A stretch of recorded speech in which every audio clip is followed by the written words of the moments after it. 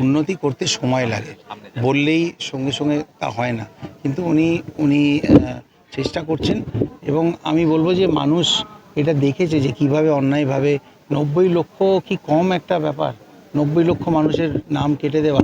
আমি পরশুদিন করণ থাপার, খুব নামকরা একজন জার্নালিস্ট, ওনার একটা ইন্টারভিউ আমি ইলেকশন কমিশনারের পুরো প্রাক্তন ইলেকশন কমিশনারের সঙ্গে ইন্টারভিউ দেখছিলাম। উনি বলছিলেন যে 30 লক্ষর বেশি ভোটারের যদি অ্যাডজুডিকেশনই না হয়ে থাকে, যে তাদের না ভোট দিতে পারবে কি না পারবে এই নির্ণয় যদি না হয়ে থাকে, এটা যদি আমরা না করতে পারি, তাহলে ভোট করার মানে কি? ভোট পেছিয়ে দিন। ভোট কেন করবেন আপনি? যারা লেজিটিমেট ভোটার, এই লজিক্যাল ডিসক্রিপেন্সি এটা সেটা বলে 90 লক্ষ ভোটার, এবং এটা বিহারেও করেছে, আমি বম্বেতেও এটা চোখে দেখেছি করতে, কীভাবে ভোটের ঠিক 7 মাস আগে হঠাৎ 4 লক্ষ ভোটার বেড়ে গেছিল।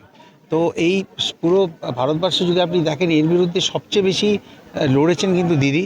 এবং এপিক নাম্বার দিলে 3-4টে আলাদা আলাদা রাজ্যে তাদেরকে খুঁজে পাওয়া যাচ্ছে, এইসব ব্যাপারগুলো প্রথম রেড ফ্ল্যাগ কিন্তু দিদি রেজ করেছেন।